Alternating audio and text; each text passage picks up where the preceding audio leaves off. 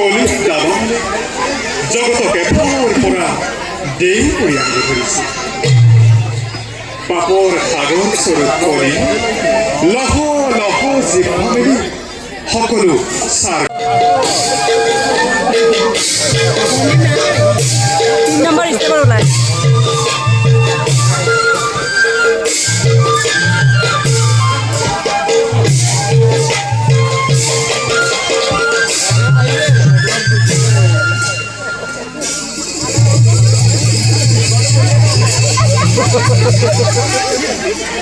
ভাইহঁত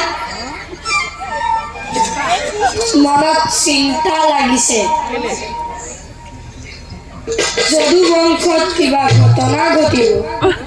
পিছতে চিন্তা নকৰিবা ৰামকৃষ্ণ সহায় আমাৰ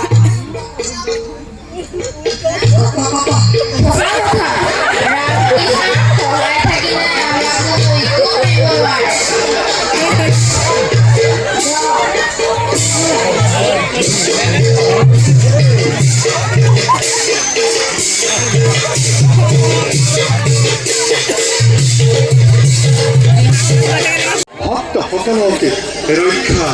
কৰিব লাগিব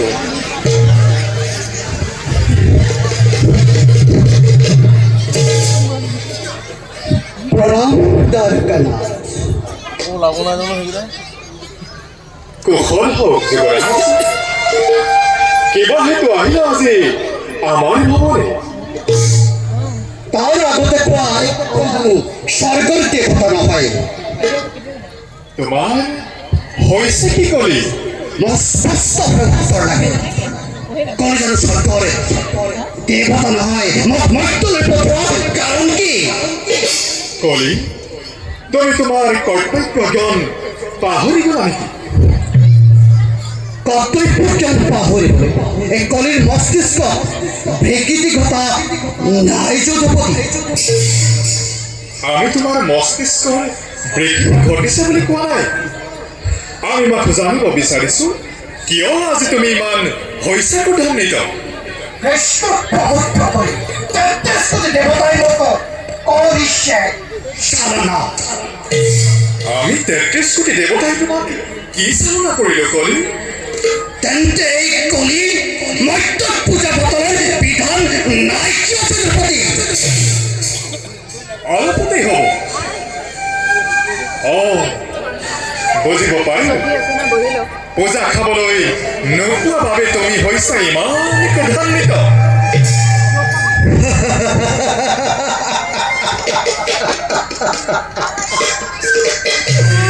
কলিৰ অন্তৰত প্ৰথম দিব নালাগে যদুপতি মোক স্পষ্টভাৱে উত্তৰ লাগে এই কলিক মৰ্ত্যলৈ পঠোৱাৰ কাৰণ কি কিয় দাপৰৰ পাছত ৰাজদণ্ড ল'বৰ বাবে নিযুক্তিৰ পূৰ্বে অপমানৰ ব্যৱস্থা কৰা হৈছে নহয় জানো যদুপতি নালাগে নালাগে মোক ৰাজদণ্ড নাথাকো মই এই মৰ্ত্যধামত লোকেই ৰাজদণ্ড কৰিলো আপোনাক অৰ্পণ ইতিপূৰ্বে মোক স্বৰ্গলৈ যোৱাৰ অধিক অনুমতি মিছতে আক্ষেপ কৰিছা কলি সৃষ্টিৰ আদিতে ত্ৰেতা সত্য কলি আৰু দাপৰক নিযুক্তি দি থোৱা হৈছিল যেনেকৈ সত্যৰ পাছত ত্ৰেতা আৰু ত্ৰেতাৰ পাছত দাপৰে ৰাজদণ্ড হাতত লৈ শাসন কৰিছিল ঠিক তেনেদৰে দাপৰৰ ৰাজত্ব অৱসান হোৱাৰ পাছত তোমাৰ ৰাজত্ব হ'ব কলি আৰু কিমান দিন অপেক্ষা কৰিব লাগিব কলিয়ে লাগে মোক পূজা লাগে মোক পূজা লাগে মোক এই মৰ্ত্যধামত পূজা লাগে পাবা কলি অচিৰেই পাবা তুমি পূজা কিন্তু দাপৰৰ ৰাজত্বৰ এতিয়াও অৱসান হোৱা নাই তাৰ উপৰিও নৈমিষাৰণ্যত এতিয়াও পাণ্ডৱসৱল জীৱিত এনেহেন ধৰ্মাৱলম্বী লোকসকল থাকোঁতে কলিৰ পাপ কাৰ্য কেতিয়াও সৃষ্টি কৰিব নোৱাৰিবা তেন্তে মই পূজা পৰ্যন্ত কেতিয়া লাভ কৰিম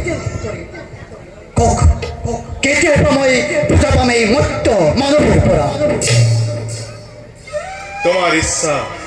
অৱশ্যেই পূৰণ হ'ব সৃষ্টিৰ আদিতেই দুষ্টক দমন আৰু সন্তক পালন কৰিবৰ বাবে আমাৰ জন্মই ধৰা কিন্তু কলি এতিয়াও জীৱিত উজ্জয়িনী ৰাজ্যত কাল আৰু অকাল নামে দুটি প্ৰচণ্ড দৈত্যৰ যমৰ বৰত অমৰত্ব লাভ কৰি তেওঁলোকে ত্ৰিভুৱন কৰিছে শাসন সেয়েহে সেই দৈত্যক নিধনৰ বাবে তোমাক দায়িত্ব কৰিলো অৰ্পণ যদুপতি সাধনা কৰিছে কিয় আৰু শুনক এই কলিয়ে আপোনাৰ দেখতি সকলো কাৰ্য নিমিষতে কৰিম পূৰণ চালনা কৰা নাই কৰি তুমি যেনেদৰে কুৰুকুল ধ্বংস কৰিবৰ সময়ত আমাক সহায় কৰিছিলা ঠিক সেইদৰে কাল আৰু অকাল দুয়োৰে মাজত গৃহ বিবাদ লগাই কন্দলৰ সূচনা কৰিবা আৰু তেতিয়াই আপোনা আপুনি সেই দুটি দৈত্য নিধন হ'ব সকলো কাৰ্য মই কৰিম সমাপন প্ৰভু এবে মাগিছো বিদায়